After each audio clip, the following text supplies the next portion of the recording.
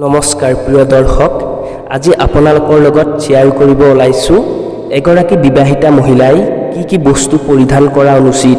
প্ৰিয় দৰ্শক, আমি বহুতেই নাজানো এগৰাকী বিবাহিত মহিলাই কি বস্তু পৰিধান কৰিব নালাগে।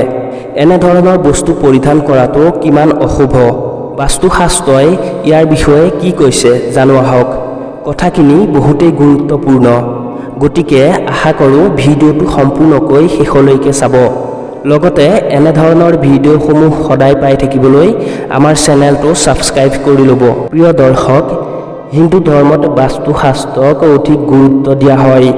এই শাস্ত্ৰ অনুসৰি মানুহে নিজৰ কল্যাণৰ বাবে যিকোনো কাম কৰাৰ আগতে বাস্তুশাস্ত্ৰৰ ওপৰত ভিত্তি কৰিহে কৰিব লাগে, যাতে পিছত দুৰ্ভোগত ভুগিবলগীয়া নহয়। আজিকালি বহু মহিলাই যুগৰ সৈতে খাপ খোৱাকৈ বিভিন্ন ধৰণৰ বস্তু পিন্ধিবলগীয়া হয় বা পিন্ধে যদিও তেওঁলোকে সেই বস্তুসমূহৰ বাস্তু প্ৰভাৱৰ কথা নাজানে বা জানিবলৈ চেষ্টা কৰা দেখা নাযায়, যাৰ ফলত হয়তো তেওঁলোকে নজনাকৈয়ে ভৱিষ্যতে বহু কষ্ট ভোগ কৰিবলগীয়া হয়।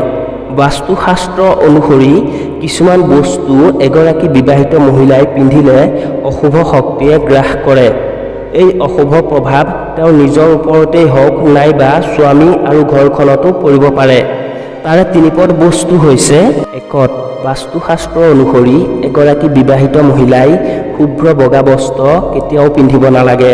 এনে বস্ত্ৰ পিন্ধাৰ ফলত তেওঁৰ মান সন্মান হানি হ'ব পাৰে। লগতে শাস্ত্ৰ অনুসৰি শুভ্ৰ বগা বস্ত্ৰ কেৱল বিধৱা মহিলাৰ বাবেহে। যদিহে কেতিয়াবা বগা বস্ত্ৰ পিন্ধিবলৈ মন যায় বা পিন্ধিবলৈ বাধ্য হয়, তেতিয়া বগা ৰঙৰ লগত অইন ৰং সংযোগ হৈ থকা বস্ত্ৰহে পিন্ধিব লাগে, কিন্তু সম্পূৰ্ণ বগা বস্ত্ৰ পিন্ধা অনুচিত। আনহাতে এগৰাকী গাভৰু ছোৱালীয়ে এই শুভ্ৰ বস্ত্ৰ পিন্ধাত কোনো বাধা নাই। ২ নম্বৰতে, আধুনিক সৌন্দৰ্যৰ যুগত মহিলাই নিজকে আটক ধুনীয়াকৈ সজাবলৈ ভৰিত আৰু ভৰিৰ আঙুলিত সোণৰ অলংকাৰ যেনে পায়েল বা আঙুঠি আদি পৰিধান কৰে। কিন্তু বাস্তুশাস্ত্ৰ অনুসৰি এই সোণৰ ধাতু ভৰিত পিন্ধাৰ নিষেধ আছে বিবাহিত মহিলাৰ বাবে। ইয়াক একেবাৰে অশুভ বুলি মান্যতা দিয়া হয়, যাৰ ফলত কুবেৰ মহাৰাজ লজ্জিত হয়। ফলত তেনে মহিলাৰ পৰিয়ালৰ সম্বন্ধত ফাট মেলাৰ উপৰিও স্বামীৰ আয় ব্যয়ত প্ৰভাৱ পৰাৰ লগতে আৰু অনেক সমস্যা আহিব পাৰে। ৩ নম্বৰতে, এগৰাকী বিবাহিত মহিলাৰ স্বাভিমান আৰু প্ৰতীক চিহ্ন হৈছে শিৰৰ সেন্দুৰ। এই শিৰৰ সেন্দুৰ স্বামীৰ মংগলৰ সৈতে জড়িত হৈ থাকে।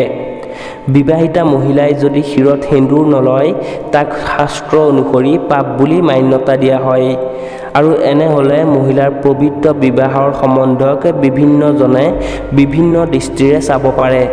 কিন্তু বিবাহিতা মহিলাই এই শিৰৰ সেন্দুৰ আনৰ পৰা খুজি কেতিয়াও শিৰত ল'ব নালাগে।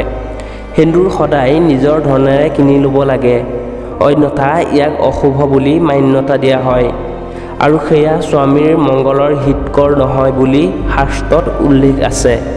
প্ৰিয় দৰ্শক, আশা কৰোঁ এই কথাখিনি যদি ইনফৰ্মেটিভ বুলি ভাবিছে তেনেহ'লে ভিডিঅ'টোত এটা লাইক কৰি চেনেলটো ছাবস্ক্ৰাইব কৰি দিব আৰু আপোনাৰ বন্ধুবৰ্গৰ লগত শ্বেয়াৰ কৰিব নাপাহৰিব। আজিলৈ ইমানেই। আকৌ পুনৰ নতুন এটা ভিডিঅ'ত লগ পোৱাৰ প্ৰতিশ্ৰুতিৰে আপোনাৰ পৰা আজিলৈ বিদায় লৈছোঁ। ধন্যবাদ।